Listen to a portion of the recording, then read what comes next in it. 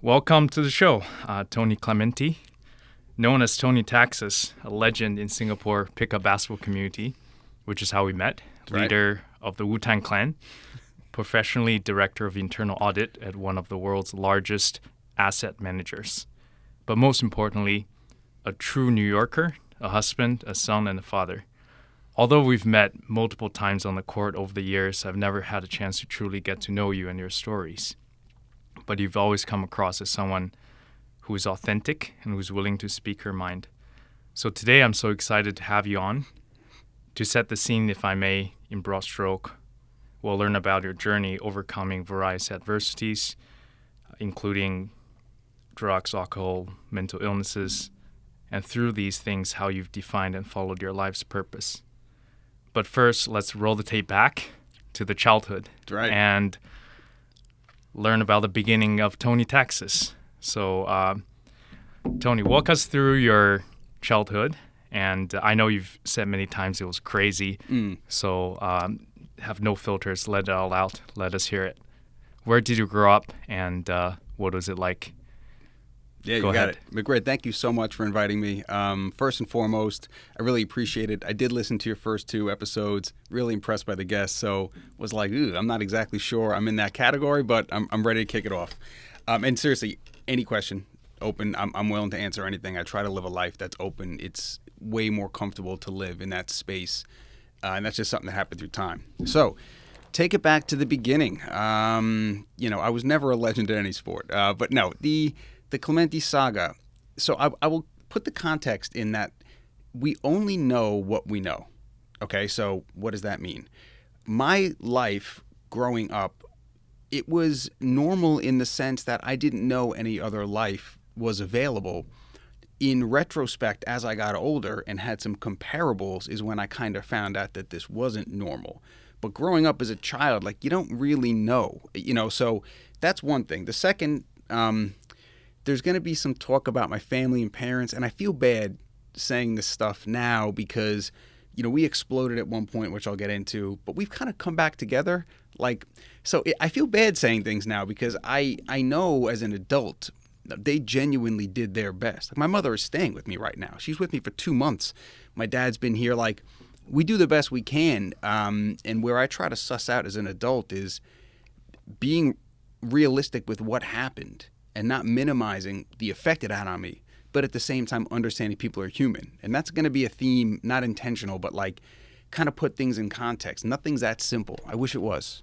I wish, F these people, that would be so much easier. It's not like that. So growing up, it was odd. Okay, so I'm speaking as an adult now, trying to remember child's memories, which we all know are not exact. Okay, so growing up, I will say that I have a mother and a father, a brother and a sister. Okay, my father comes from one of 9 kids, my mother from one of 6, so big families. Okay, I didn't know much about their families. We didn't communicate in the way that I like to communicate now.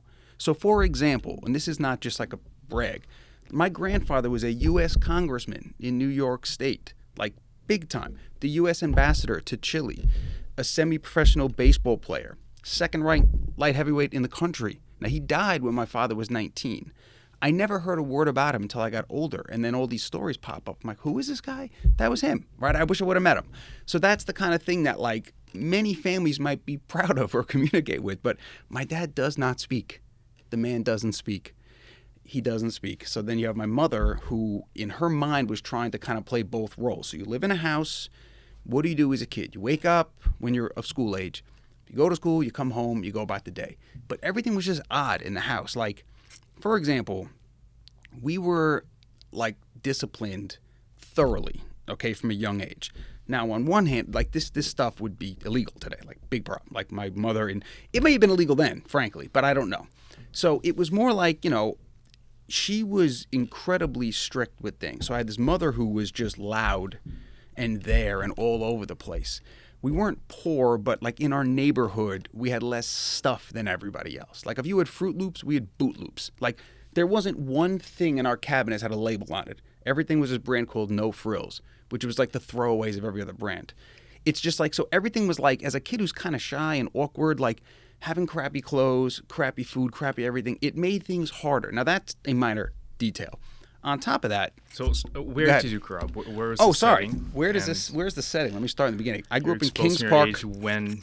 That's right. What time period? 1981, I was born, New York, Kings Park, New York. That is in Long Island. So I'm a New Yorker in the state, but I'm not a New Yorker in the 5 borough sense of the city. I didn't move to those boroughs till older. So a lot of people are like, oh, Tony's from Brooklyn. No, I'm not. I am a suburb, white boy. I lived in a nice neighborhood. So the setting is there. Beautiful school district. Very, very nice town. Allegedly, now, we moved around a lot, but that town that we settled in allegedly had like the most bars per square mile. It's funny, I've heard someone else say this at the time in that area. So there was a gigantic psychiatric institution, which probably took up like 30% of the land mass of the town. And then everyone else was Irish, Italian, or other, and not a lot of other. So it was just like a blue-collar working town where we grew up, right? So in this, but again, totally like, I'm going to say normal, but totally normal. Like everything perfectly fine then. But like we're going through and like it was just, the house was tense. Okay. Was it because of the relationship between your parents? So, great question. There's a lot here, so we may have to dive around. Sure. I did not hear my father speak, as far as I could tell, until I was like 12. I didn't know what his name was. I didn't know what he did for a living. I knew nothing. He was just a guy who came home after work, sat at the table blankly, and slept on the couch. Now, when I'm telling you my parents never slept in the same room, they never slept in the same room in the 14 years that they lived together before the divorce was finalized. Not one time. I am not kidding. When I was a straight A 100 student who was getting in trouble at school because I couldn't replicate what my father did for a living when asked, they thought I was being silly or wise, but I didn't know. So I don't know about the guy. That's why I don't know anything about him. So he didn't speak not because of any medical conditions? No, he's awkward. I mean, my sister is in psychology. He may be on the spectrum. He might have Asperger's. I don't know. He can speak, right? But like but again, my mom was so overwhelming in the house with her presence that that's the relationship they had, the symbiosis. You know what I mean? So, and again, she was like not playing games. So I learned very young, you get good grades, you don't get sick, you don't mess around. Like, first couple times she disciplined us, like physically. Like I'm not a guy who's enjoying that at all. So I'm like, all right, what's it going to take? Straight A's, never get sick, don't misbehave, no problem. I'm not getting the crap kicked out of me. That's no problem. My brother, on the other hand, even to this day, he will fight you to the death. So he won't stop. So, and my mom only has one response to that. But I'm talking about physical, like I don't want to get into all of the details, but stuff that's like movie stuff, weird stuff. Forget about the, belts and the wooden spoons. That goes without saying, getting the crap. But I mean like, thrown in the dryer, like just stuff that you can't do this kind of stuff. It's not acceptable. Now, these are my memories of a child. Is that exactly what happened? I don't know, really, but I'm pretty sure that's what happened. It's my best memory. I do know that my brother was grounded for so long one time that I'm pretty sure he ran right through the wall into the hole. He was grounded for like a year. He was always in trouble. She was like this force to be reckoned with. She would attack my dad, attack him. So it was tenuous in the house. That was your mom? That was my mom. Okay. That was my mom. The one who's staying with me for 2 months right now. Okay. The one I have right now home watching my kids that I trust completely. This was her at that time. Okay. Okay. So putting this thing into like previous context and real context. She was kind of the figurative head of the house. She was the head of the house. Yeah. She was the head of the house. So for me, like the non-communication, the sleeping on the couch, this kind of stuff, like, again, I don't know everybody, but I've never met anybody this was their story. And I've explained this. So being in recovery 16 years, I've told this story hundreds of times. I've never had someone after the story be like, yeah, me too. Never, all around the world, not one time. Not saying it was the worst story. It was odd. It was crazy. Okay, so, and again, there's always, I'm going to kidnap the kids and run away. There's like all these threats, and it's just uneasy, right? It's uneasy in the house. I'm not a loser, so I'm good at sports. I'm smart. So I was like, by default, I was okay in school, like in terms of like peer pressure, but I wasn't like my brother, who every girl liked him, every guy wanted to be him, like best at everything. So I was okay, but it affected the way that I looked at the world. You know what I'm saying? Like it just did. And I see that more now than I did then. So boom, boom, boom, time's going on. All right, I'm going to try to fast forward. We get to 1995, from about 14. And the divorce is coming real. Might have happened started in 93, whereby, like, you know, this is coming to a head. Now, for a lot of kids, this is like a traumatic moment. For me and my brother, we were like, thank God. This was like the greatest moment at that time. The fact that these two idiots are going to get away from each other. Like, even as a kid, I knew that. So my mom is mentally ill, whether she wants to admit it or not, 100%. Now, she's fantastic. She's dyslexic, incredibly high functioning, but her entire family is mentally ill, right? So we have an uncle who I've never met, spent his whole life in an institution, an aunt who's schizophrenic who lives in assisted living. I have an uncle who's a priest, a fourth one who passed away, my mom, and one who's allegedly normal. So like that, it's in the genes, right? And I have aspects of that for sure. I'm a little bit more aware, and we can get into that later. But so she doesn't know what she's doing. She's doing the best she can with the tools she was given, right? But so I remember talking to her. She loved me. I could tell. She listened to me. I could see it in her eyes. I remember telling her she used to beat my brother till he was unconscious and then come beat me up. And I remember one time I could have been 6, I could have been 9, but this is a true story. 100%, meaning like I know this happened. I remember being like, Mom, you can't get mad at him and beat him up and then come beat me up. Like, you can't I didn't do anything. Like, you know, it was like you flipped the switch on. She was like, she's on the phone with her friends. Like, you know, my son told me that, you know, you can't do this. Like, listen to these conversations. Like, never did it again. Good news.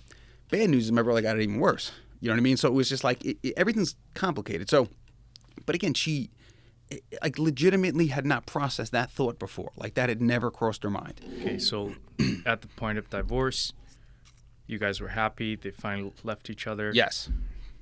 All right. So, and that's when you realized your mom was not very normal, and we knew you got a taste of the life after them. Yes. Yeah. So we knew she wasn't normal then. And at the time, my dad was a hero because he just wasn't doing all this stuff. Now, doing nothing as a father isn't great either, but it's way less objectively offensive at the time. So, divorce is happening. They're getting split up. We're like, cool.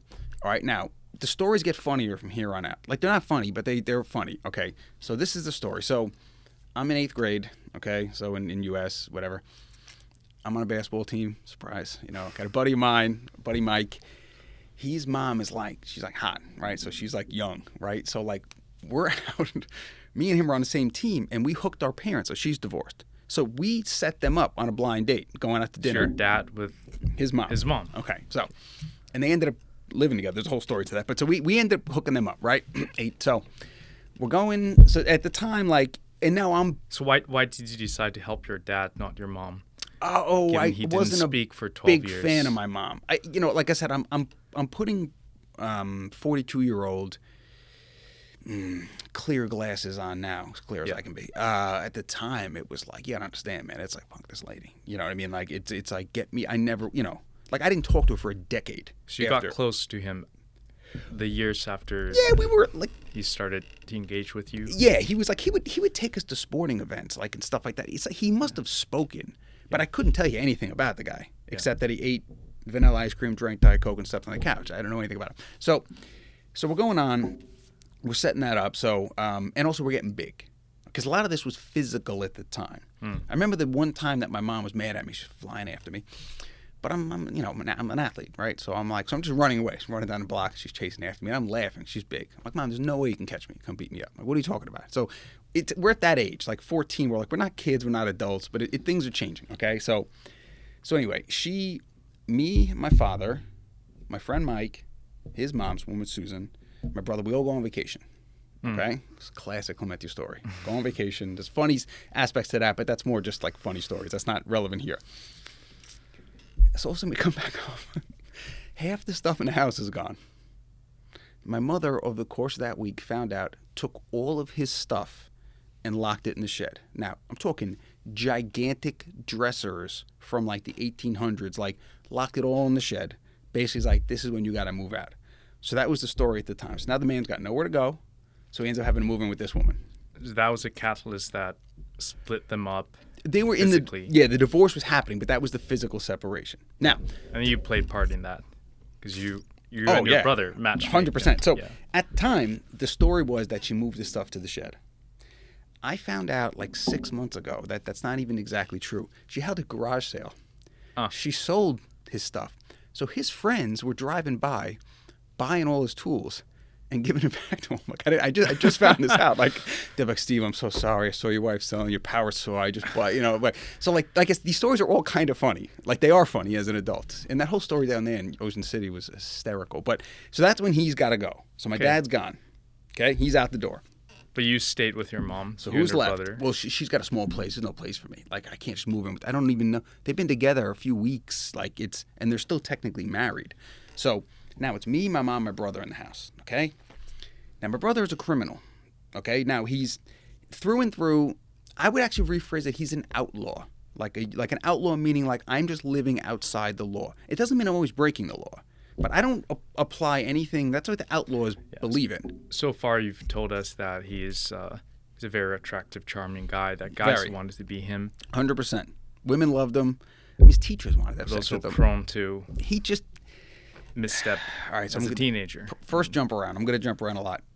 As a parent, him and my younger daughter personalities are incredibly similar, and so are my older daughter, my sisters, which is hysterical to look at as a parent because I can see exactly what she needs versus he didn't get that. Like, so he was like an incredible football player, basketball player. Like, he would score 2 touchdowns a game in ninth grade, would just jump up, bang over people like they won the state championship, like at a phenomenal school. And so anyway, so he had all these things. He just, don't get me wrong, he made all of his own mistakes. But with the right coaching, guidance, mentoring, he could have had a totally different life than he has now. So anyway, we're in this house. Me, sister, brother, mother, okay? My brother's selling weed outside from upstairs, like just in the house openly. I'm starting to get drunk and high and stuff like that. And my sister, I honestly, like, she was almost like from a different family. Sweet and everything, but like 3-year age difference, but like a tremendous life difference. So after like 9 months, my mom's like, I can't live here anymore. I can't have my daughter in this house. So I was 14 years old. It was about a week before I turned 15. She packed up all of her stuff and my sister's stuff and left. Was it because your brother was taking over after your dad left? Sure.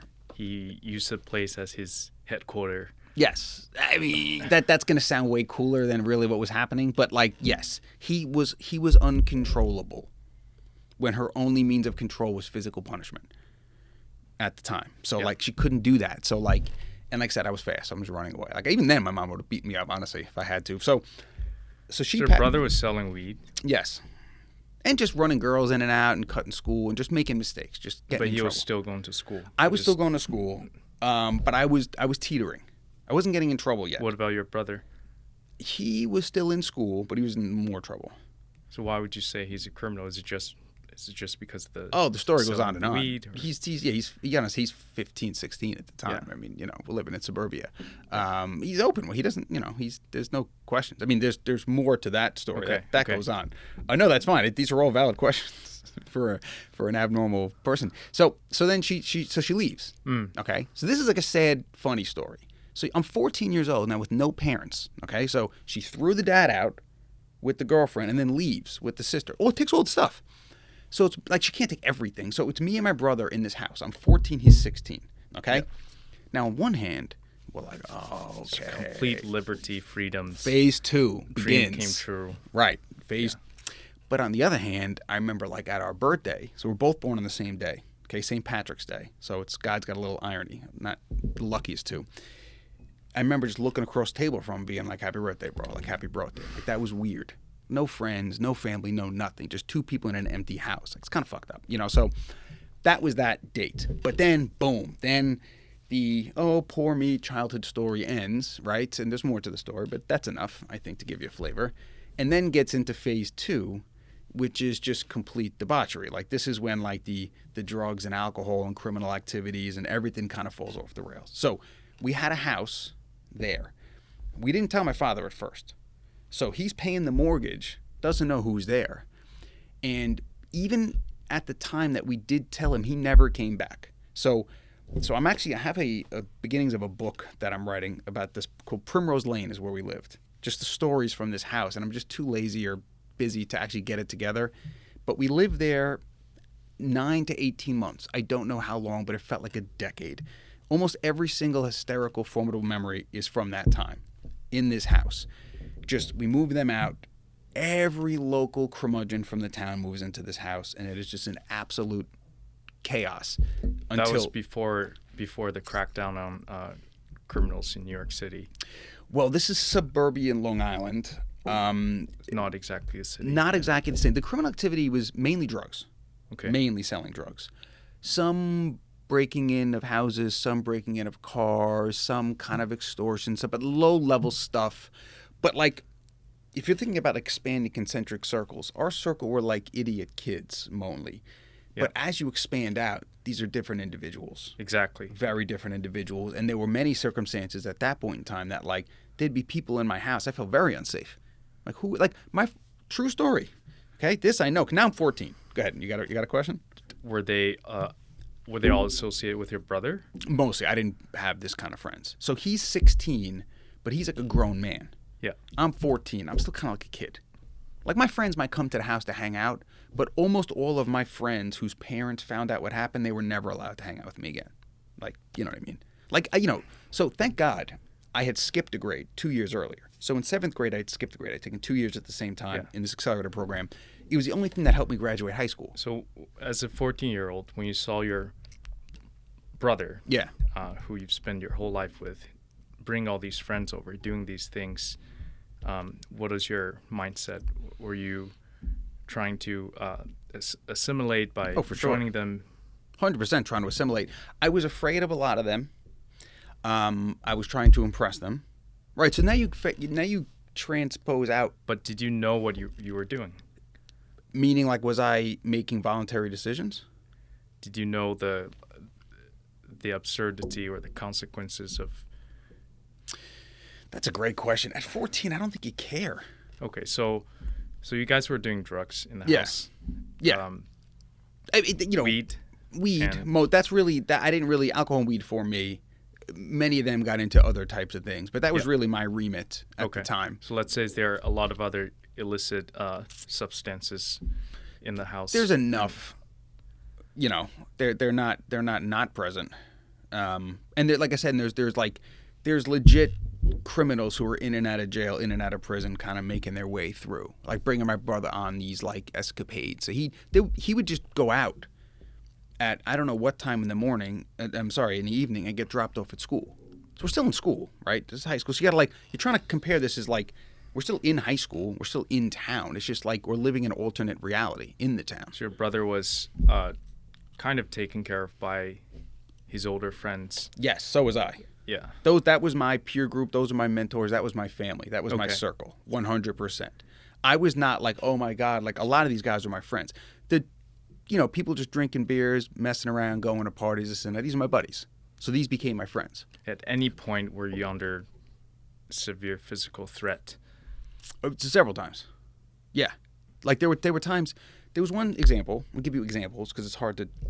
Where my brother comes home with these two men, 40 years old. I'm 14, 15 maybe at the time. He's like, I seen these guys walking home from the police precinct. I know what that's like, so I picked them up. All right, bro, I got to go out. Just picks these criminals up he's never met before. Just brings them to my house and leaves. I can give you many examples like that. Did they stay overnight? I don't even remember. I'm just sitting there like, what am I supposed to do with these people? So I'm just trying to get them high. But generally, did your brother's friends live in the house? Again, these were just in and mutual out? friends, not all his friends. I don't want to make it sound like I'm sitting here. Like a lot of the mutual friends. Yep. Live in the house. We definitely had people living there from time to time. If you had no place to stay, this was kind of like a home for the homeless as well. Yeah. Like, so a lot of people who are good friends of mine today were basically just like, they had nowhere to go. They were having problems, this and that. You come to Clemente's house. So it's a lot of this was fun and party and enjoyable. It wasn't all dire. Yeah. It was a mix of those things. But there were incidents where like one peripheral group of people had got brought over and I felt totally unsafe. And I didn't feel like calling my parents. Frankly, I didn't think I'd call the police either because we had a lot of problems. Like, the cops were there all the time. And you still maintained a normal teenager life, going to high school, sort of. So I go from skipping a grade in 7th grade, 13, 14, to getting thrown out of school academically and for behavior reasons at 16. So my progression was very fast. Okay, so now I'm out of school. Okay, so essentially I had to go to, so like to your point of maintaining it, kind of. I physically got through it. I got very lucky. I had some people come into my life and kind of help me.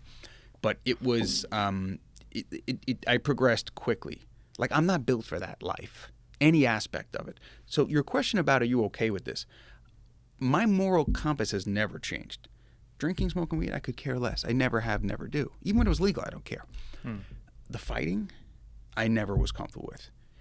There was a point in time where there was a violent fist fight every single weekend for about a year and a half. When I mean every... In your house? It could have been in my house. It could have been outside of my house, mainly outside of my house. On the streets? Out at parties, out at streets.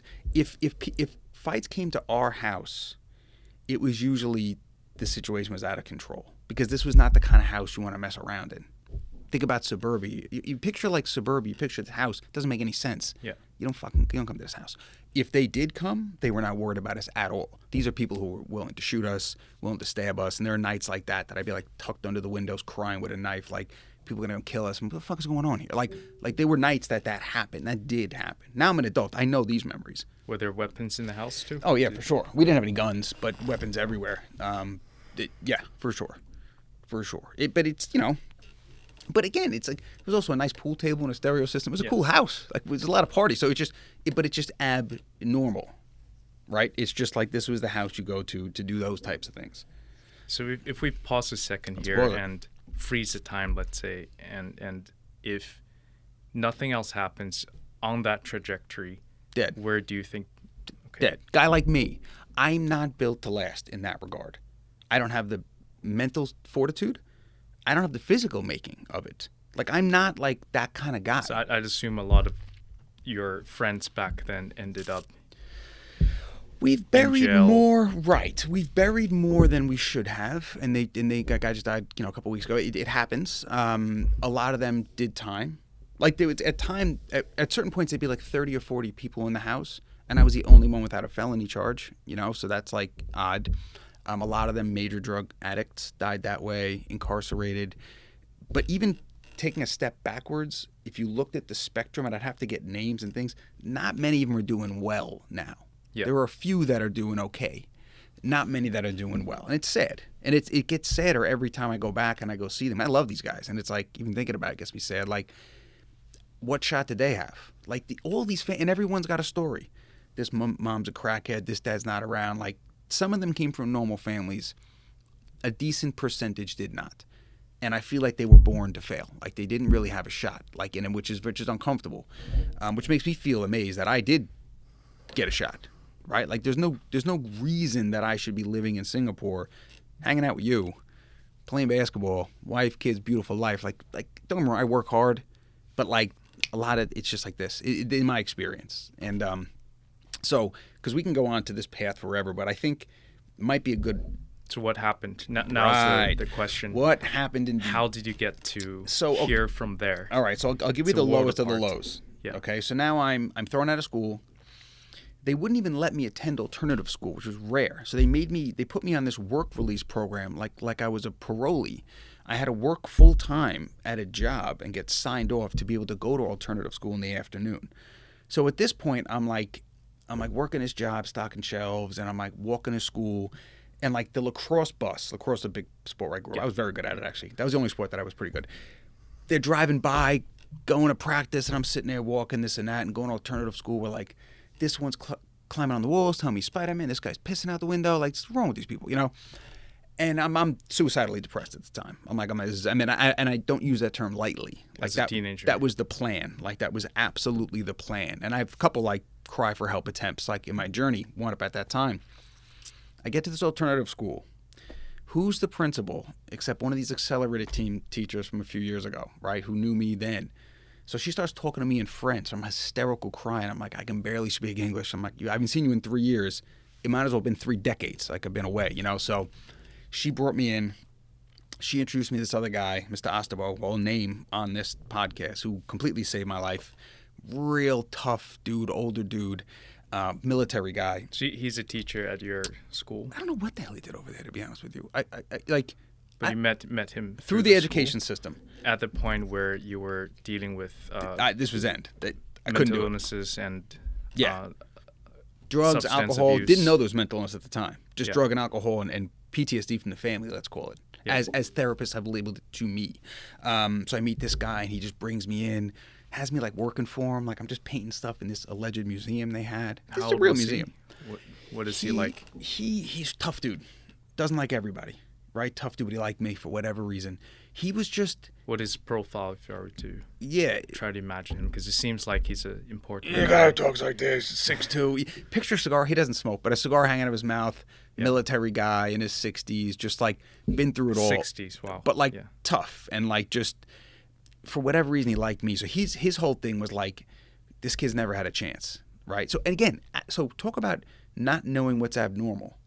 I still didn't even know that none of this was my fault at the time, right? Like I'm weak. There's something wrong with me. Like how come I can't survive with this? Which is like I would never expect. Like I got nieces who are 14, 16. I'm like, imagine them in this life. But anyway, so he was kind of like laying it on me like, you did nothing wrong. Your father was a failure. Yada, yada, yada, yada. Just hyping me up a little bit, bringing me under his wings, got me working for him, trusted me, got me doing things, introducing me to people, just inflated me back up, got me back in high school. Piecemeal-wise engineering your whole Get me back up. So three things. I had a girlfriend I was dating at the time who I lived with. So as this is going on, obviously the house is falling apart. So my brother's living in his car. I got nowhere to go. I'm not going to get into every story, but like it got worse and worse and worse. And the ironic thing is your dad was still paying the mortgage through all of this. So I'm trying to. So essentially, you can't have a house with no parents. Yeah. It's illegal. You have to have parents. Okay. Mm-hmm. So we would have child protective services coming to the house all the time, trying to take me and my brother away. So how did they find out you were living Oh, without supervision? So I'm living here. Let's say you're living next door. Neighbors. There's fucking bottles flying everywhere, police every night. Like, you can't miss it. Mm. You couldn't miss this with no eyes and no ears. You couldn't miss it. Like, so they would be in there all the time. So, but my friends are all criminals, so they know the law. Don't let them inside, yada, yada, yada. So, like, the Child Protective Services would drive up, and my friends would be throwing glass bottles over the house, smashing on the car, like, just get the hell out of here. So eventually, they couldn't prove there was no parents, but however the progression went, first they shut down the pool. They got authority to make us close the pool. We had a above ground pool, and then they made us sell the house. Okay, so that's how that house ended. So now it's me. Your dad sold the house. That's right. Okay. So now me and my brother going with him and the wife and her son, and so it was back to your thing about paying the mortgage. So, but that unraveled because we're criminals and the mother couldn't take it. God bless her. So you got kicked out again. So then I got nowhere to go. I'm in with this girlfriend. My brother's living in his car. So second angel came into my Mr. Ostabo, number one. This woman who I won't name in case she doesn't like me anymore. My girlfriend at the time. No, honestly, she'd be very happy to hear from me, but I just don't want to name her because it paints her in bad light. Of course. Yeah, her Mary. They I basically was living with her. Okay. Yeah. And then that woman who worked in the alternative school. So between the three of them, they were just like hyping me up. Like, this is to me, like, I believe in God, and this was a second shot. Like, this kid's not ready yet. So I don't want to get all teary, but like, so they gave me a shot. Okay. So got me back into high school, got me back in Cincinnati, and like, just that was enough to reinvigorate me. Like, I graduated, got through everything. I mean, all those things kind of transpired, but like, it was enough to, so that obviously the relationship with that woman didn't work out for my father. So we're in this other house. It's another weird, we got fleas in the house. It's a gross house, but like, I had a place to live. I'm not under threat. Like, the same operation's not going on. You're staying with your girlfriend at the time? So I'm staying with her for a bit. Yeah. And then obviously she broke up with me because I can't blame her. So now I'm back with my dad, but now we have like another house. He switched with the girl. Blah, blah. So you're with your dad at the time. Right. So like those three people kind of got me on the straightened path. So then I remember I'm like, all right, I got to get out of here. So you completely cut off from the previous. I had to, it was the first like relocation. So I got to get away from this environment. I knew I had a drug and alcohol problem at the time. I knew I had a problem. How much were you drinking as a teenager, if you don't mind? I was drunk or high 24 hours a day for 4 straight years. From 14 till 18? Correct. That was a 4 years. There was never a time that I wasn't like high or drunk. Right. There's just never a time. Like, like tests, sporting events. What were you drinking? Was it beer? Beer, hard liquor, anything available. We're all underage. So what we can get our hands on. Was it because you actively wanted to, or your environment, your friends? Oh, and I wanted socially to. Totally wanted to. I mean, also forced you? socially wanted to. Yeah. I might have gotten peer pressured into doing drugs if they were around. I didn't per se. Yeah. But like the drugs, the drinking and the weed, I enjoyed. You know, so Yeah. talk about the self. So I can't imagine how much toll it takes on a teenager's development. I'm not the tallest guy I ever met, or the most mature. I'm kind of kidding, but yes, it does impact a lot of things. Yeah. That age in life is when different decisions are made, and it's just like that. My peer group were a bunch of criminals, you know, so drug addicts. So It sets the foundation for the rest of your life. right. In So, a lot but of I'm ways, yeah. right. I'm lucky to, I guess, so I get out of there, right? So I got to get out of here. You were 18. 18. Now, Okay, it second could be shot. looked at looking in a 42-year-old lens. Was I self-medicating at the time? Mental illness or just depression or everything else? Maybe. Maybe not. Or maybe I was just partying. Hard to tell. I still, to this day, don't exactly know. Nobody knows where mental illness begins and ends. It's complicated. So I go away to school. I apply to a bunch of schools. I get into one. All right? UConn. They won the national championship of basketball in 99. I'm going there in 2000. Okay? I'll give you a quick funny story since we're here. So the night before we leave, my brother just got out of jail for the however many time. So it was he's coming home party, I'm going away party. Party at the house, right? He gets from jail, I'm going to college. Typical, out of control. I end up fight with one of my buddies. So you're supposed to, most people will show up to university at 9 a.m. when you're supposed to with your parents. I show up at 5:30 in the afternoon with my brother, okay? Wearing the same clothes I had the night before. So I'm covered in blood and dirt from fighting my friend. Covered. And so essentially we missed the whole day of whatever they were talking about. So now we're all on the lawn. Like everybody, so there's just 8 to 12 floors in this building, all on the lawn.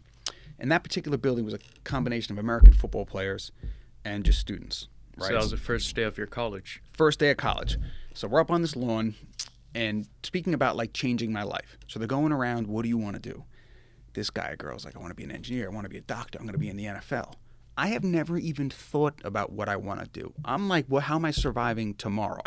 To this day, not one decision I made career-wise has been like, I'm thinking about this. It's just been like getting where there. was your dad at the point? I have no idea. The fact that neither of them even knew maybe I didn't tell them that college was starting. Honestly, I don't know. Okay. I can only process so much information. I genuinely do not know why nobody was there. Okay. But I'm there with him. So they're going around. So they get to me. Yep. What do you want to do? And I'm like, again, you're going to see in the picture.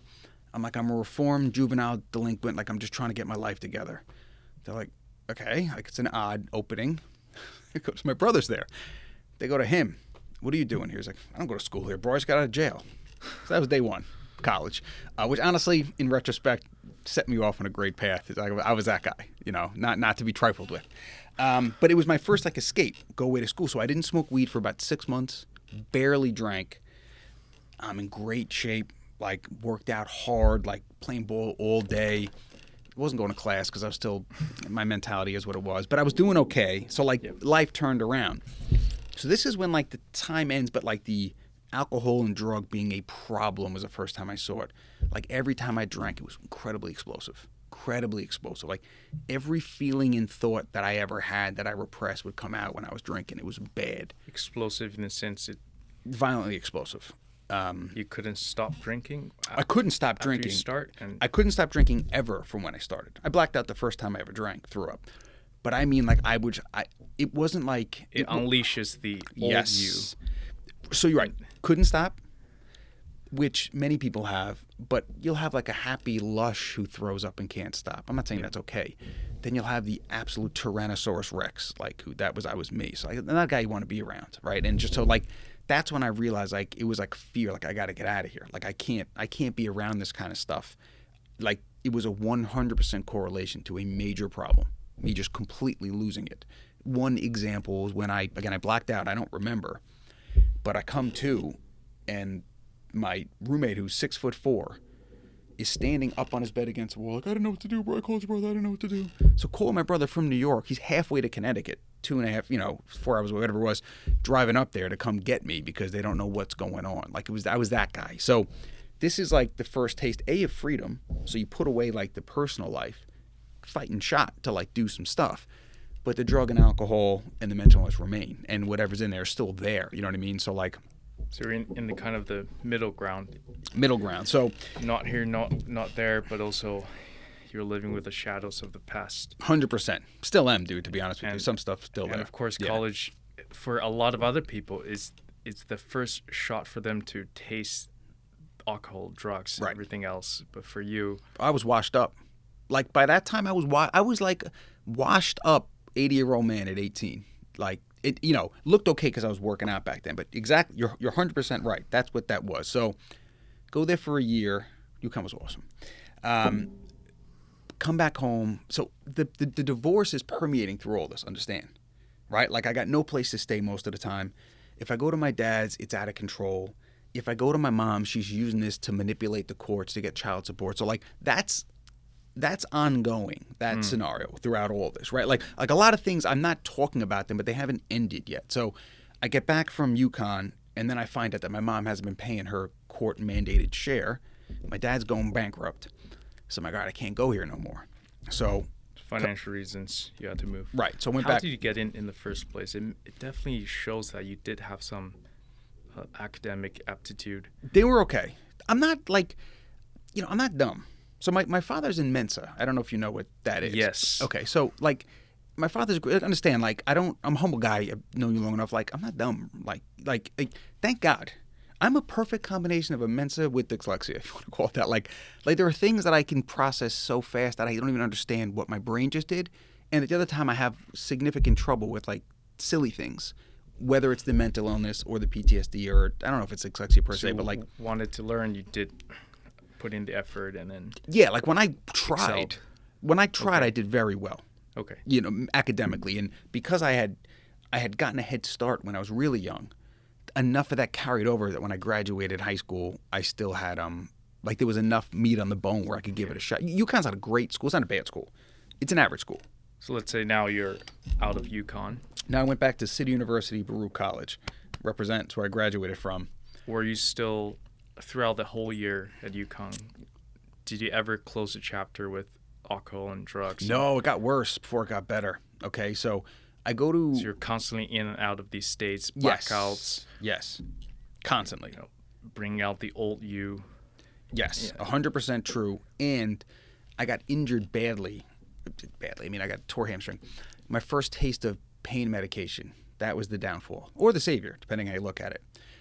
So when I got back to UConn, I got back to Baruch. The first year I did nothing. Didn't smoke, drink, nothing. I'm in fantastic shape. I'm like, every girl in the school was hitting on me. I'm like the teacher's pet in every class, getting straight A's. Everybody's cheating on me. Okay, I'm gonna just shout this out. So I'm at UConn, one of the most diverse schools in the country. Yeah. Okay, people coming from all over the world. They're all cheating off me. All of them. From all over. All these smart people. I'm not gonna name a country. You name a country where they're good at this. You're cheating off me all day long. Surprise, fucking surprise. I meet this girl. We start hanging out. And we start getting a little bit more involved in smoking weed and then drinking. UConn or Baruch? This is Baruch. Okay. Then I get injured again, hurt my back. And How did you get injured? Fights? No, Sports? sports or something Both like that. times were sports. Mostly always sports. Can we go back to when you Yeah. said the first taste of pain medication? What do you mean by that? And To be honest, actually, so that's not true. The first time I got it was a cough syrup in high school. And I remember, now in high school, I was a maniac. I had the thickest file in the history of the school at the time when I was in high school. I was in trouble all the time. So I'm in class, a teacher who I can tell you, Margaret, I don't even know her name. I don't even know what class it was, how little I was in class. But I just remember specifically being like on this cough med, being ill one day. And she being like, wow, you're really pleasant today. She's like, what got into you? And I remember being like, I feel great. So it like that first resonated moment of like just at peace, medicated, right, was the opiate derivative of whatever, different than what alcohol and weed did. UConn, I tore my hamstring, playing sports, got prescribed again. And then from then, like I had a real taste for that. It made me feel better. And the outward damage from that were none. Like I was very pleasant guy. I was very nice. I was just like, it was very pleasant. I was a pleasant guy to be around, and I felt pleasant. Was that part of why you were so staying put for the first year when you transferred to the new college? Yeah, it's a good point. I mean, that kind of came and went. I wasn't taking it throughout the whole year. It was Okay. like a month or two tops. Probably not even a month. It's Okay, not going to so give your you life that much. was better. It was in a better. New place. A lot of times it happens when you're physically in a new place. Everything else restarts. Yes. So the whole new Tony back to New York. I'll say way better, like day to day, but those tendencies were still under the surface. Like they were, Right. they were there. So get back to UConn, doing great, right? Won't get into the house stuff at the time. So then I got hurt like more long term. So even now today, I have a couple of bulging, deteriorating discs in my spine. It's just I've had them for 25 years, and I had a doctor who was putting me on like these very low level type of medication, and the guy ended up passing away. And the last thing he said was, "Please do not upgrade from this. Anyone I've seen upgrade from this is incredibly addictive." So I feel like we're leading to another chapter of your life where you're battling a new demon or New monster demon. in your life. New demon. Just let's get to the point there. How did they explode? So so now I'm prescribed this medicine by a doctor, Yeah. and it took off. Like You were with a girlfand at the yes, time. I met the girl at the time. Academically, you're doing better. Doing good, doing real good. I was at full scholarship to college academically, right? Like I had Right. 4.0 for Yeah, 'cause semester your after dad semester was after clearly semester. wasn't able to pay. Yes. But then you had this thing. Yes, with and the it's just medication. like, oh my, like immigrant dad. The ramp up in which the addiction took place with this was incredibly fast. Like, let's say one worked, then I needed two, and it happened so fast and got so entrenched that like my life completely fell apart. So actually, because we're probably I don't know what time it is, and I don't know how much time we have, but like I'll go quick with this one. It went from like full scholarship academically, feeling good, great girlfriend, this and that, to 30 pounds overweight, suicidally depressed, $30,000 in a hole, nowhere to live, failing out of school, losing a job, like this. Like that, it happened over a couple of years, but like the picture front to back, like when I was at my end, it was like there was no one left to go. I didn't have another credit card I could borrow money from. I had nowhere left to live. I'm back with my dad and his new girlfriend at the time. That was all the pain medication you were addicted to. Pain medication. Like the other stuff, alcohol I got explosive, weed I got dumb and lazy, but the pain medication was just like there's just an elevator going down for me. Were you trying to buy more doses than you had to subscribe to? So the doctor's like, you don't need this much drugs. You're not dying of cancer. Like I've heard stories of people just faking injuries, going to doctors. For sure. I would do anything. Subscribed. Anything. Meet anyone in any corner. Give anybody, like just waiting in parking lots, giving people money, sitting there, being in really compromised positions. But I would do anything. To this day, if presented with the same thing, I'm 16 years sober.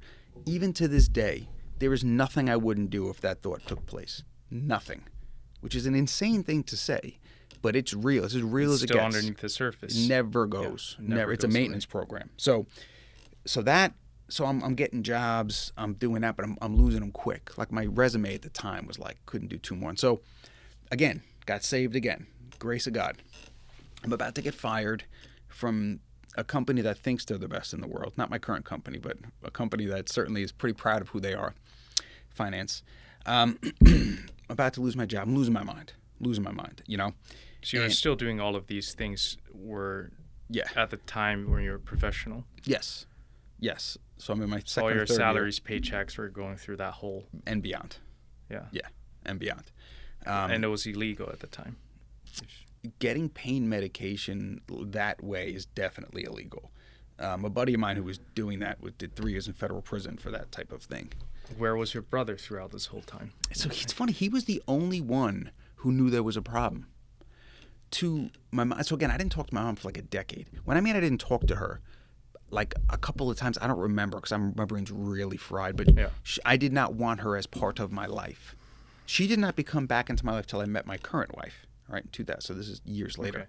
But so I'm living with my dad, but he don't talk. He does what he does. Right? I mean, whatever. His wife hated me. Not really talking to my sister too much.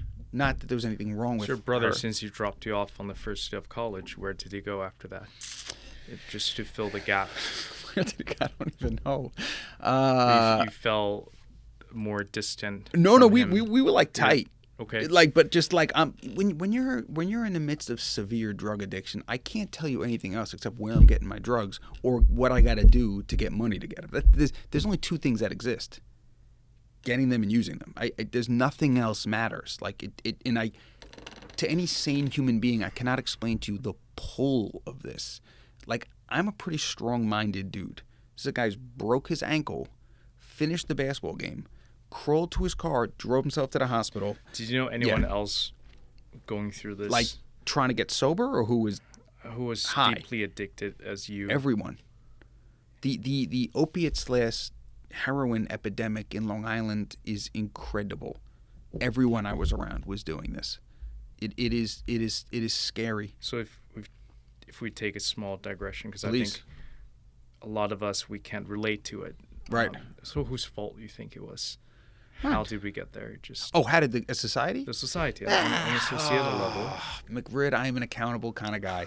I am a big guy on taking accountability. Individual responsibility. I'm a big fan of that. So I'll speak for myself. This guy told me his dying words, don't do this. I did it anyway. Who am I? I know where I'm going. I know what I'm doing. Right? Now, I'm an addict. That is outside of my control. Like, the pull is incredible. What they say, so I'll speak to, I'm in recovery, mental obsession, and then physical compulsion. I can't stop thinking about it. And then when I take it, I cannot stop taking it. Twofold. Okay? Until you pass out. Or, Right. Or die. Right. I mean, there's no happy ending. The opiates themselves, it's like everything else in modern society. There's money involved. Like, these companies know what it is. They know what money can be made. But it's so easy to point at one person. There's culpability everywhere. Yeah. Everywhere. And okay, so yeah. it wasn't a unique case. You were a part of a phenomenon that was happening, and you were working. Your life was falling apart.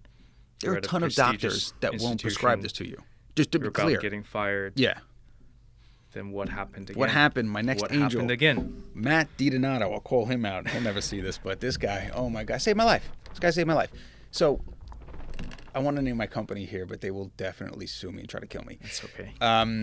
This is my current company. This is my last company. I want to name drop them. So anyway, he pops in and he's like, is everything all right? He's not really my manager, but he kind of is. So I'm like, yeah. He was your colleague. Yes. Okay. All right. I'm like, yeah, everything's fine. Right? It's not fine.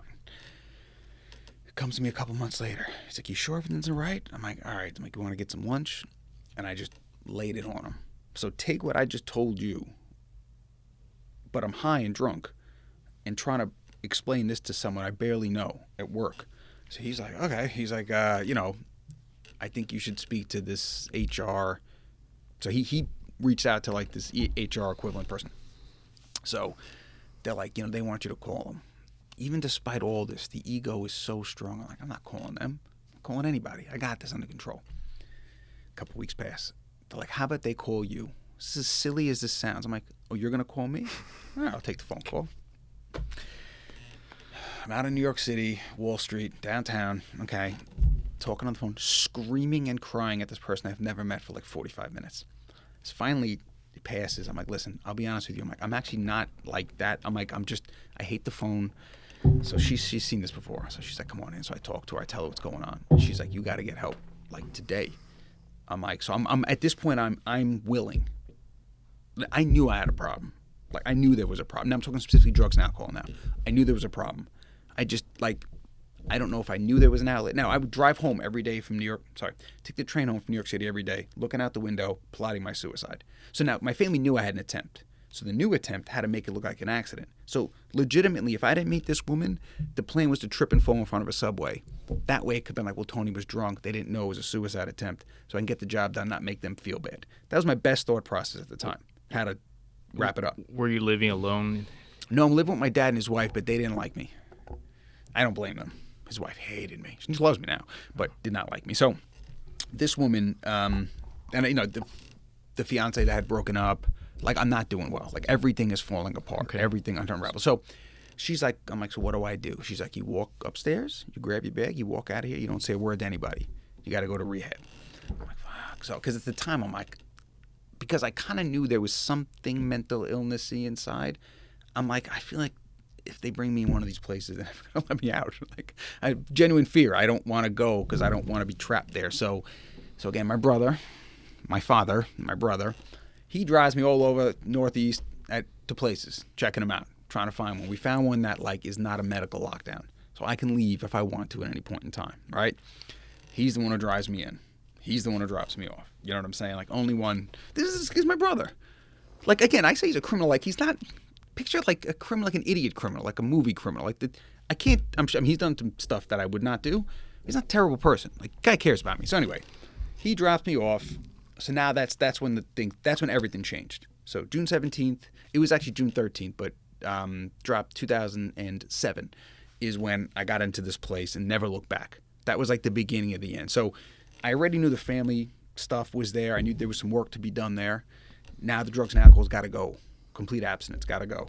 And I never looked back, thank God. So that was the beginning of the end, kind of explaining to me that this is like, I'm not a bad person, I'm a sick person. It took a lot for me to believe that, a lot. Like, I'm an accountability guy, but I tend to take more accountability than is realistic. Like, what is a kid supposed to do in the scenarios I told you? What is a kid, like, these aren't solid. It's not like you can't do them, but like, that's 1 out of 1,000,000 would do this. Like, how could you do it? Like, but I'm like, I should do it. I got to be able to do it, you know? So got in there, just listened to what they said to the best of my ability. Like, I'm a pain in the butt. I'm arrogant. I'm annoying. So I listened to most of what they said, but I did the program. I did the path, did what they said. So now life turns around. So now on the surface, right? My job, I got a new job after that because my jacket was muddy at the old job. It was never going to get better. Got a new job, my current job.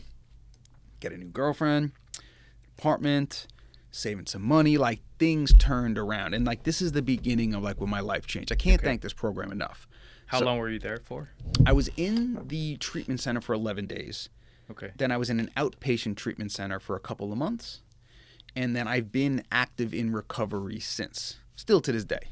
Yeah. Like, I'm still very active into the program and, you know, to the ability. So this was... How old were you when you started? 26. Okay.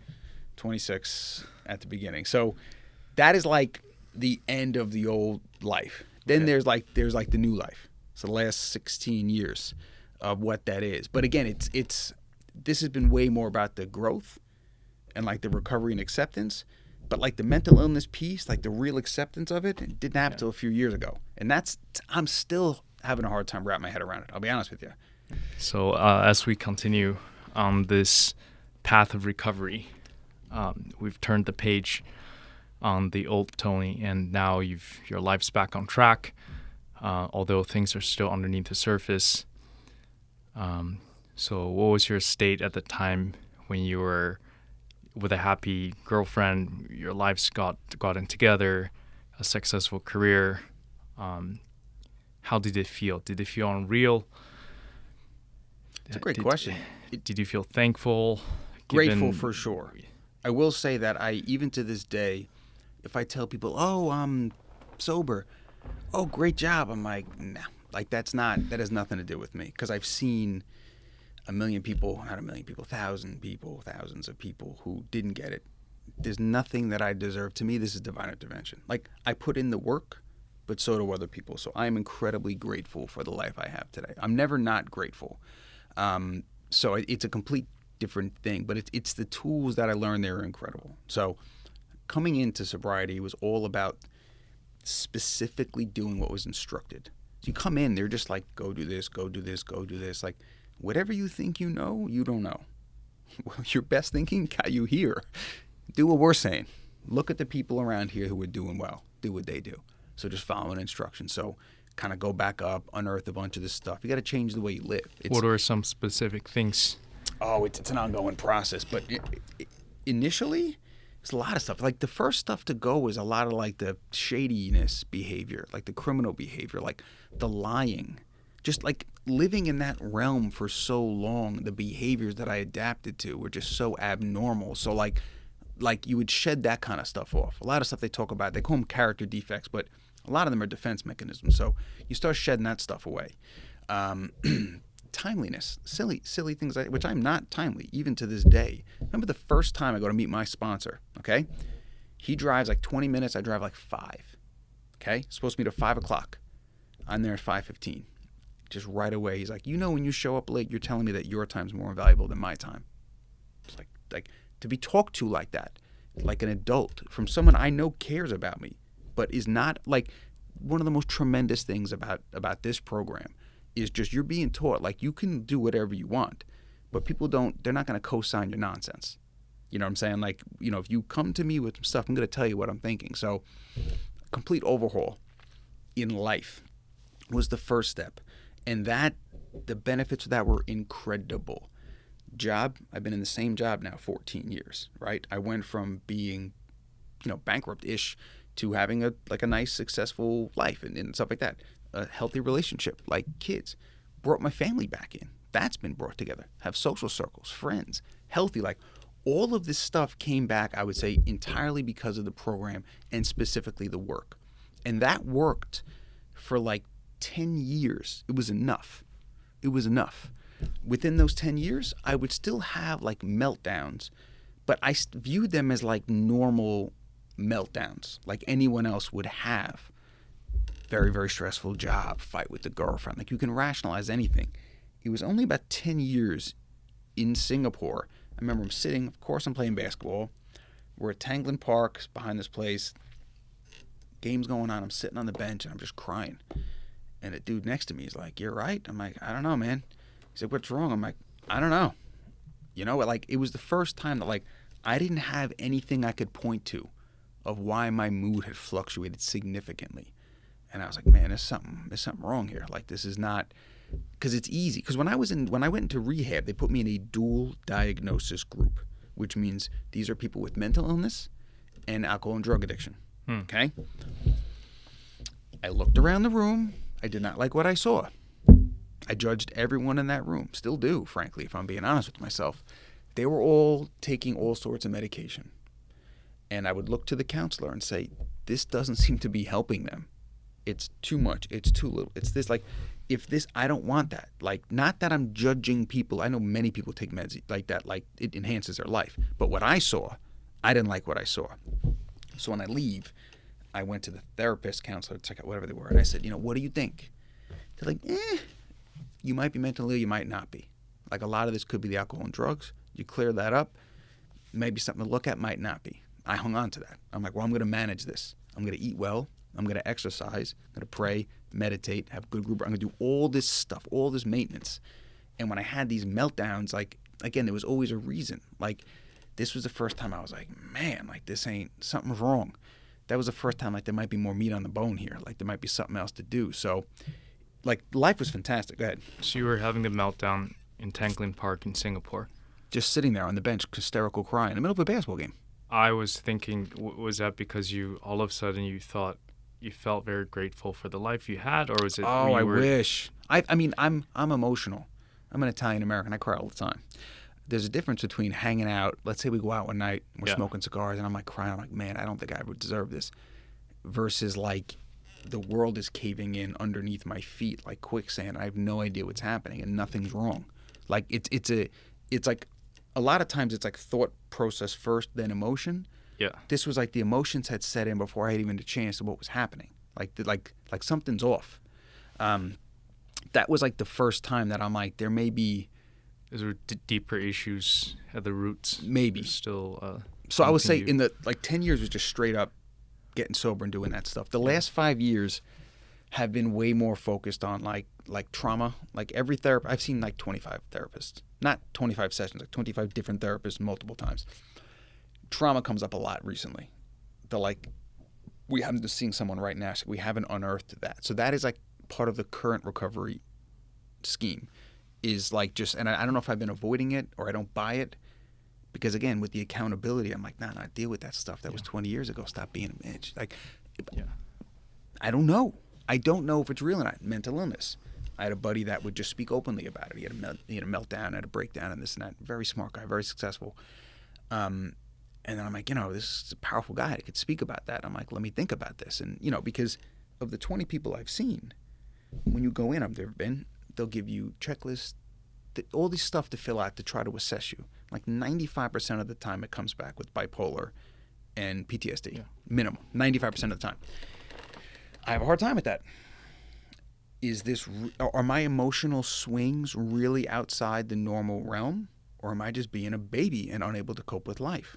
I, to this day, can't really answer that question with a straight face. Depends how I feel, which is complicated because my freaking emotions change. So it's an incredibly complicated thought process to have.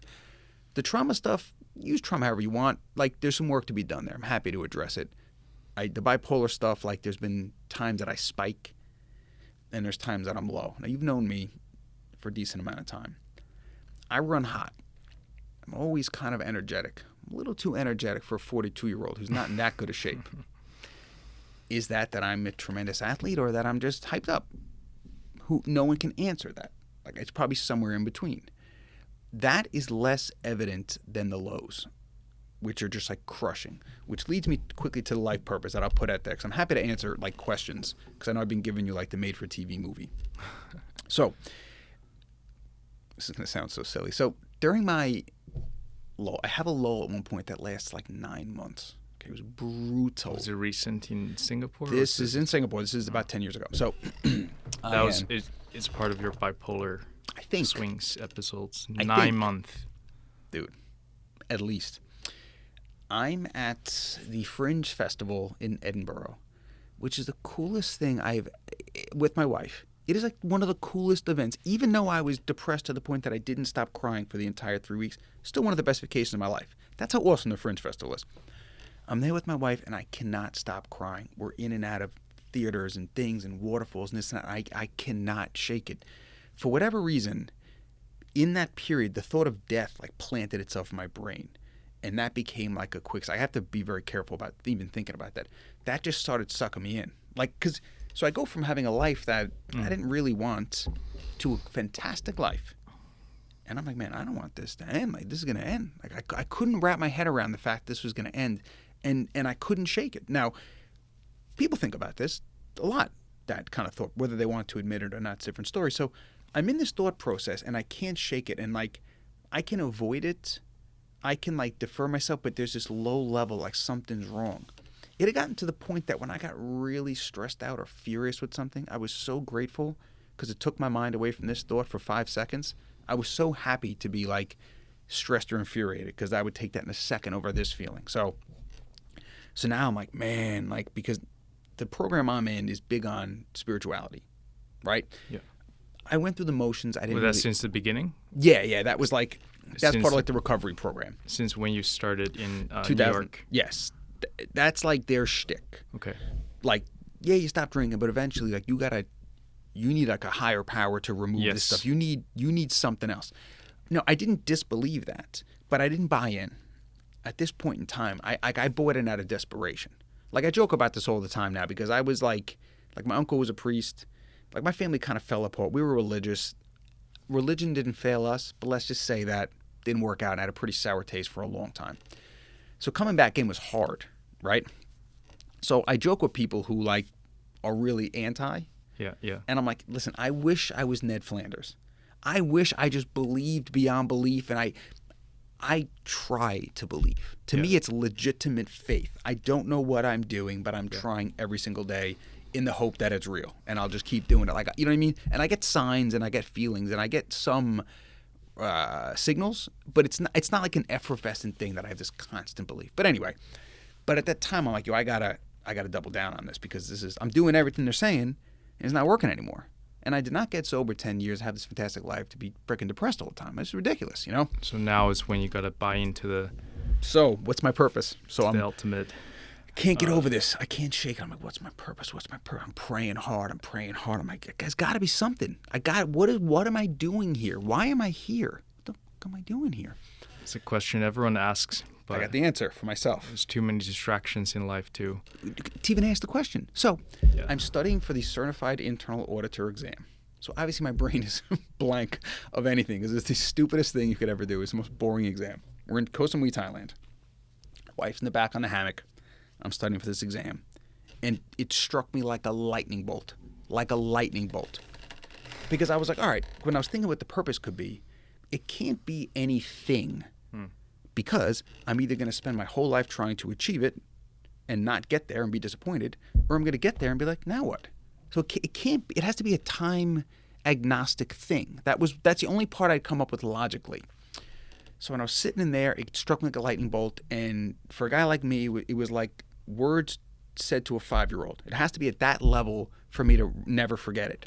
So my purpose to this day, now I'm not saying that won't change, but from that point on, was I want to enjoy as much of my life as I possibly can, and I want to make the world a better place. One of your previous potties had spoke a bunch about that second prong, and like my ears perked up a lot. So I was like, ooh. Yeah. Now they seem way more altruistic than I am, but those are the 2 prongs. I want to try to enjoy my life, and I want to try to make the world a better place. Okay. And a lot of times these things get thrown around.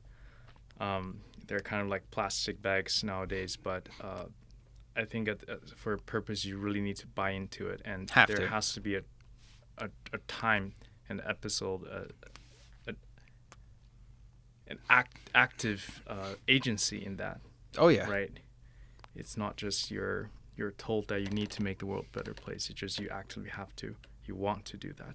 I believe everyone's got their own purpose. So when that, honestly, dude, when that hit, it was like because now I'm like, all right, because for me, like, I need help making decisions. Yeah.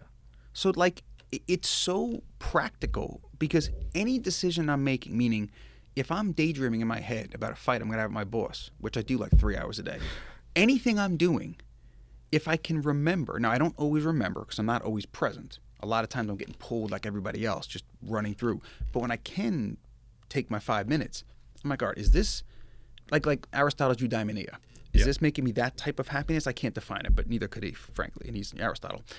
Is this making me happy? Check. Is this making the world a better place? Check. If it checks both boxes, the right decision 100% of the time. Yeah. If it checks one of the 2 boxes, I got to think about it. And usually, if it checks neither box, I'm like, well, what am I doing here? Like the daydream of the argument. It's not making me happy. It's certainly not going to make the world better. Got to go. Now, I can choose to do it anyway. It's on me. But it doesn't fit the purpose. This divine message, so I don't share it a lot with people because, not that I'm afraid to do it, but people have their own things. And if that's not your thing, I don't want you thinking you have to do this thing. But I will tell you is I have made every single employee, everyone I mentor, everyone I manage, everyone I work with, I've made them do this exercise. Tell me, what is your 2023 goals, your 5-year goals, and your life goals? And almost every one of them was like, huh? I'm like, just take some time. Think it out. Because the reason this works fantastic is because my 2023 goals, work setting, I have to do these, right? Yeah. But they should be leading to my 5-year goals. Yeah. Which should fit into my life goals. And if they don't, I got to think about it. What I see happening a lot, and I'm 42, a lot of people, they'll kind of wake up one day and they're sprinting, doing everything. Then they wake up and look around like, where the hell am I? Because they didn't really have a direction. I'm not judging these people. I feel bad. Like, they're like, I didn't want this stuff. So for me, like, where I have the most struggle now as an adult is that my value system does not align with my company's value system. So we're in a constant state of, it's like we legitimately don't have the same values. So I'm like, But the struggle and the discomfort is what makes you think and ponder, and you got to have friction to emerge as an active participant in life, to choose one way or another, right? So if everything's aligned, you don't have to think, you just follow your path. Fantastic. Right. With this, like, for example, like if you think about happiness and what that means to me, by the way, and then making the world a better place, I don't care about money. Like, I want money specifically for something. Like, I want to provide a life, this and that, but I'm not power, money, these things mean nothing to me. Nothing. People might say that, but a lot of people, it's very important to them. And that's not bad. But just be honest about where you're at. So, like, I don't drink the Kool-Aid. So if I'm in high finance, there's very few people that think the way I do. So, like, when I'm operating this way, I try to look at, like, my company's got their stuff and I got my stuff. and like a Venn diagram. And when I'm happiest and living my truth, whatever word is cool now, is when I'm in that overlap. Because really, they can ask me to do whatever they want. I work for them, right? And as long as it doesn't violate my morals, fine. But if I'm operating, that's why I'm very, very happy. But this applies to anything. And like I said, but to do that, I need to dedicate time to this every day. If I have a good day, I wake up, I pray every day. I'm not saying I do this. This is the goal. Pray every day, meditate every day, do a gratitude list every day, look back, do an inventory of the previous day before I even look at my phone. Before I talk to my wife, I need 40 minutes. Now, how many days a week do I get 40 minutes? Very few. I have my mother living with me. I got 2 kids. I got a very busy life. But that's the goal. So, like, I know where I want to be, where I need to be every day. And on top of that, like, the more time I'm spending around people who are trying to better themselves, the better my day goes. I need to work my job to get paid. I got 2 girls in international school, right? I got a house. My wife supports her parents. I help support my parents. These same parents that I told stories about. One lives with me. The other one, they live in my house. Like, my life is fantastic now. But this is all the recovery. Go ahead.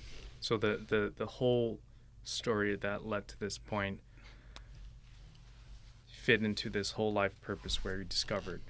I feel like it's always somewhere on the fringe, but you never picked it up until that trip to Thailand, right? Yeah. You're studying for the exam, and all of a sudden it dawned on you that you need to clarify what you're there for. Right. So, and a lot of it was faith, as you said. It's that played a part, and also reevaluating your professional goals and your personal goals. Yeah. I will say one common thread now is like legitimate uncertainty. Like I'm certain about that purpose. Like, I don't know why, but I am. Do I have mental illness? I'm kind of uncertain. Like, all signs point to yes, but there's part of me that's like, are you just being a baby? Are you just choosing not to cope with life? Like many, many things in my life, I'm not like, I don't have that level of certainty. Like, I'm trying to. Yeah.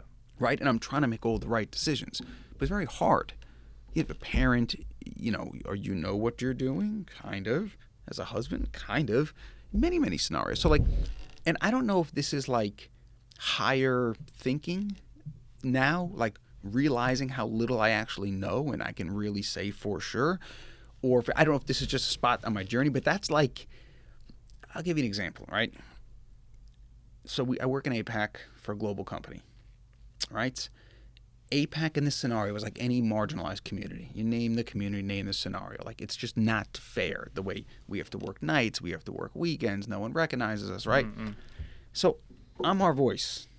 So, like, I'm on these global calls, and like, I don't want to sit there and make a fuss every single call, right? But at the same time, I know no one else will. And I know, like, at some points I got to stick my neck out to kind of benefit these people. Now, am I doing this for myself or for them? I don't know. Is saying this helping them or not? I don't know, right? Like, if I get the reaction I'm looking for, then I'll feel like, yeah, that was the right decision. But what if you do it? I mean, it's a very common workplace issue always. Now. So the meeting just go on. Every time I do it. Yeah. I stick my neck out 100. This is the point. I never stop doing it. The feedback loop I get is at times negative because they don't want to change. They don't want to, like, you know what I'm saying? So then, but I'll judge my behaviors based on the feedback loop rather than like my decision making. And again, the gentleman that came before said the same type of thing. I wish I could think about it like that. I'm trying to, but it's hard. I'm hot-blooded and I'm fucking bipolar. So, like, what state of mind was I in when I said that? Was that the same state of mind I'm going to be in now? Now, by the way, I can't define bipolar for you because I don't exactly know what's going on. The best way I can describe it to you is like, this is always blue. It's always blue. It could be blue, or it could be blue, or it could be blue. Like, the facts never change. My interpretation of them changes. But my feelings are, it's like I said, this is why it's so hard for me to know, like, what the next right thing is to do, like, in that moment. And it's just like, I'm part of it. The facts are more constant. It's just your perception of it. And yeah, so you still feel the undercurrent from time to time. For sure. From the trauma, I never think things are going to be okay. So I will respond like a wounded dog. in many scenarios. I'm a good dog, but I'm wounded. So I'll respond like that. And perhaps if I actually had some baseline, even though things have been okay for 15 years, even longer than that, but my guttural instinctual grooves in my brain do not think they're going to be okay. This is why I need to work with this individual's lady that I'm working with now. Like, I got to try to unearth some of that stuff because I don't want to respond like that. Again, just to kind of go, just a counterpoint and not to be disrespectful at all to what was shared previously, struggles make you stronger. Maybe. In my scenario, they do, but they don't. It's not exactly that clean. Now, maybe if my life was normal and I hit struggles as an adult, I would have been fully formed to be able to respond to them better. But because this happened, like, too early, yeah. Again, this is me speculating. I'm not sure. Back to the uncertainty. Yeah. For my personal scenario, I'll tell you one thing, though, McRid. I'm like a tool that the more I break, the more things I can fix. I feel like I've seen it all. Like, I am broken, physically broken, like fundamentally, emotionally, but like the amount of help that I can provide other people, like the amount of people that I help with the fact that I've been broken so many times, like, because my dad would joke around, like, Michael Jordan can't teach you how to play basketball because he's just like, jump, dunk, what's the matter with you? You can't do it. Yeah. It's the guy who stinks who got better. He can tell you every single way you would fail and how you're going to get better. Like, that's my scenario. So I'm very grateful. Because I know my circle. I know people appreciate what I'm doing for them, but it's just painful. Like, I'd rather not be broken prior to that. But I don't see another for myself. I don't see another way I can be of value. That's also what makes you unique, and perhaps that's your purpose in life too. It's the path, the way you were made. But just a point of that, the Clemente house. Back to the Clemente house. Back to where we begin. What was the street name? Yeah, Primrose Lane. Primrose Lane. Which means like a nice flower, by the way. Primrose Lane, Clemente house. You have your 30, 40 number of buddies. When you go back, you still see them. You mentioned they're not doing so well. If I were to imagine, you kind of see yourself in them as if you didn't meet the people that came through on your life. You didn't have the opportunities. You could just be in their shoes at this moment. 100%. Except that like I said, because like physiologically I am weak. I would be worse off.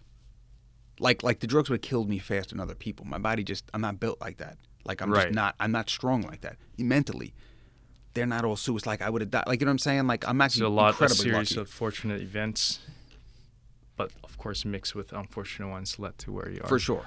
I work, though. I will say I'm undermining the amount of work I put in. I work very, very hard.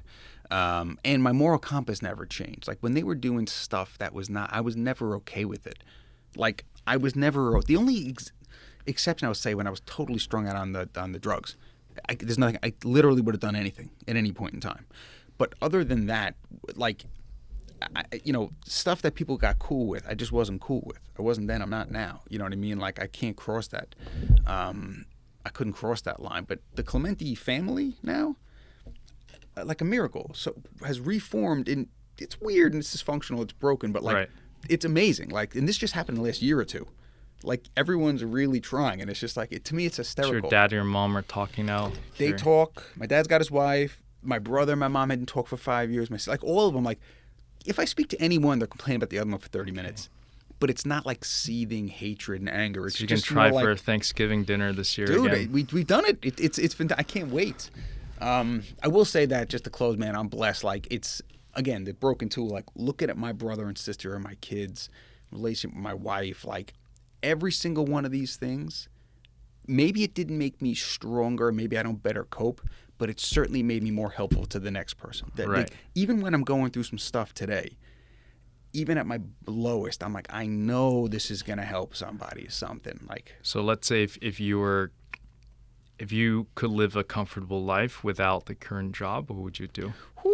Line that up with your life purpose. Everything you've gone through. So many jobs. There are so many jobs that I would love to do. It doesn't have to be the ones that exist today. Just how would you spend your time fundamentally? Is what I'm trying to get.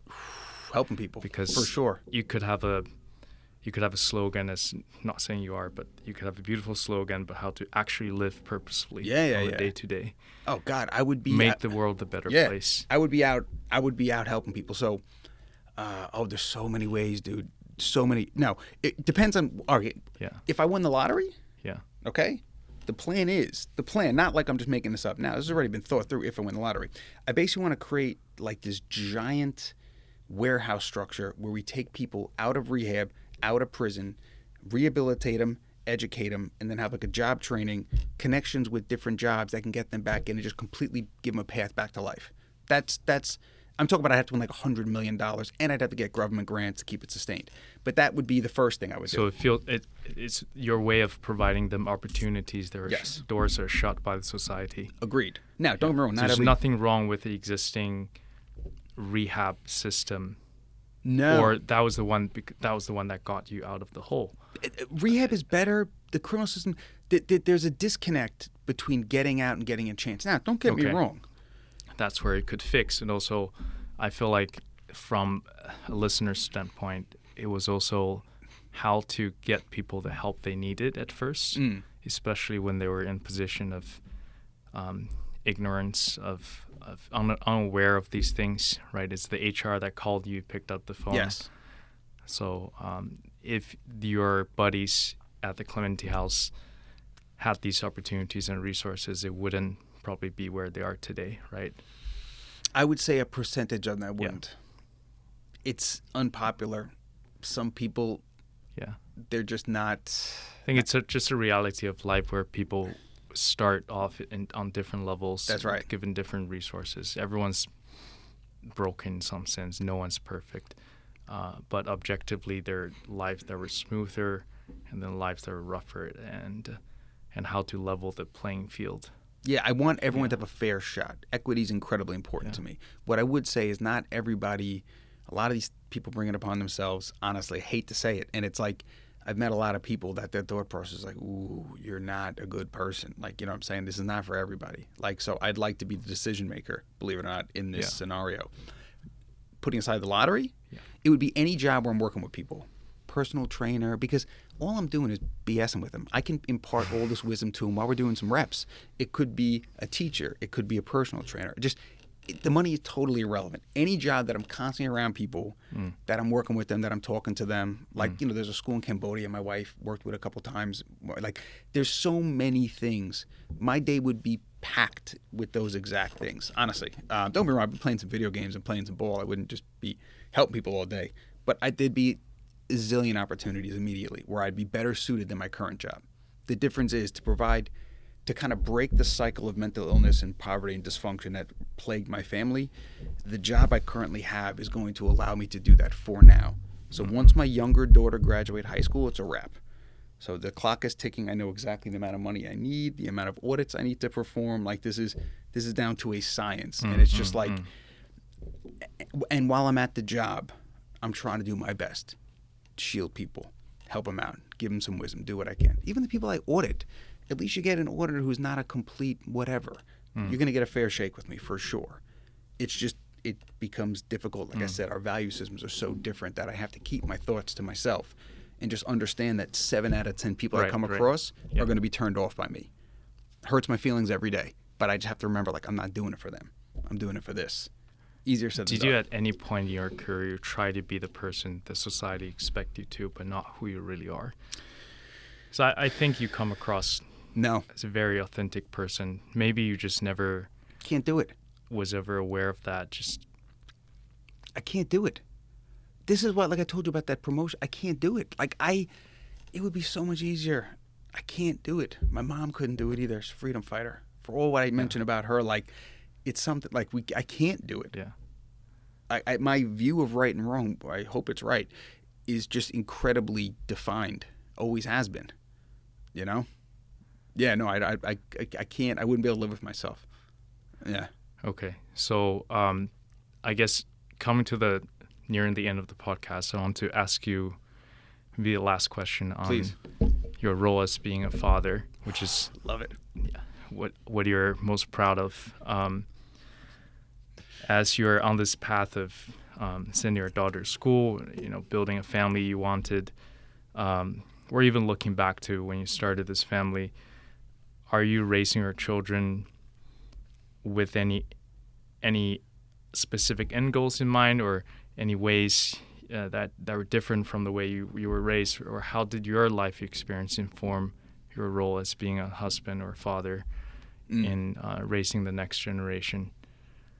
What I will say is, like, I told that story, but, like, honestly, like, I have no negative thoughts toward my parents today. So even coming out sounds weird. The paradigm that shifted is from, like, oh, this is what I'm not going to do, like what my parents did, to more like, what did they do? Like, and they did a ton of stuff, and I can pick that. This stuff I don't want to avoid, but there's a ton that they did that I want to pick up. It's different than my house, but me and my wife are both active, and we have a helper, and we have parents. We had everything you can imagine. Like, she works hard, we work hard, but we have opportunities. For them specifically, I'm trying to do my best to give them what they need. So my daughters are completely different. So even the way that I discipline them has to be incredibly different. I'm the disciplinarian in the house, like, you know, but I'm not here to be your friend. I'm trying to prepare you for life. Like, you know what I mean? So it's what I do for them is I'm trying to project out what's going to be best for them, right? Now, they're going to have to make their own decision about what they want in life. Okay? So I'm on one hand, I'm trying to set them up for success, but at the same time, I bring them into the decision-making process all the time. I don't know how much time we have, but I'll give you a couple examples of like my daughters are mature. So when they F around and something goes wrong, there's consequences, right? But you know who messes up? This guy, all the time. So I have multiple situations where, like, let's say I yelled at them because I was having a bad day. And I yelled at them, right? Once I calm down, I'm like, ooh, I bring them both in the room. Girls, you know what?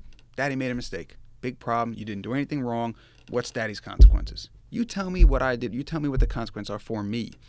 They'll come up with the craziest stuff. But my one girl's like, yeah, I get to control treats for a year. I'm like, oh my gosh. I'm like, I'm not gonna do that again. But like, my point is, like, I want them plugged in. Now, I have good kids. Every parent loves their kids. I really, really think my daughters are the best. So like I have them involved, like, in all aspects of what we do, and like kind of like trying stuff. There's certain stuff you have to do. You got to learn how to swim. You don't have to do sports. You got to do something. You can't be sitting around all day. But like, so I try to bring them in. I'll close with this. This is the plan as of today. I apologize if I told you this already. So people talk about finances and this and that, and what do they want to do? Like, I don't know what my girls want to do, right? But I know they're mature. So the plan is at 14, 15, depending on where they're at, to let them know, yo, this is what's happening when you turn 18.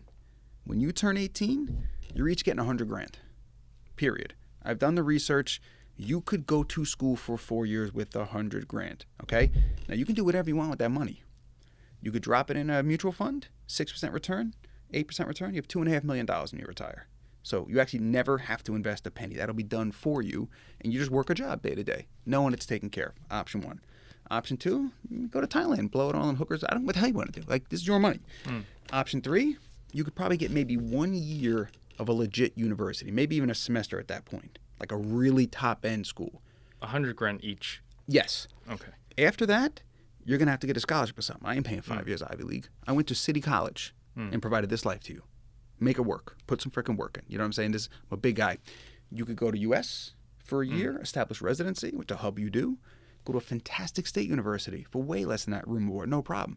Or anything in between. You want to start a business. $100,000's not nothing. You want to start something up, give it a shot, but then you're on your own. So you can start thinking now at 14, what do I want to do in 4 years?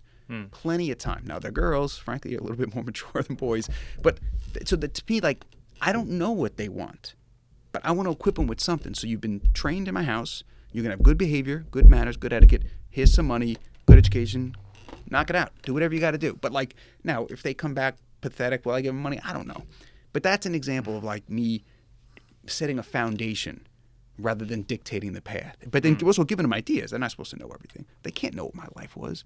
They can't get life experience that I had living out here. I lived a fantastic life. So I'm trying to impart it to them on the way. So I don't know if that's an example of like how I'm trying to set them up without necessarily like micromanaging the whole thing. Right. You need to strike a balance in between. Try to. Yeah. Like you said before too, it's not always that the struggles, the downfalls make you stronger. You gotta strike the sweet spot in the between as well. Yeah. If your life is too smooth, you don't know how to live under normal conditions, right? Because there are weathers in the world. But if your life is always so unfairly punished, let's say, or things taken away from you that were given to other people, then you also kind of come out broken in a way that in this state of society is harder to help you out. So hopefully, let's leave that on a hopeful note for a better and fairer future. And thank you very much, Tony, for your time today. Thanks, man. I appreciate the time, and always good to chat with you, man. Hopefully this was helpful in some capacity. We learned a lot about you. All right. Thank you. I got it, man.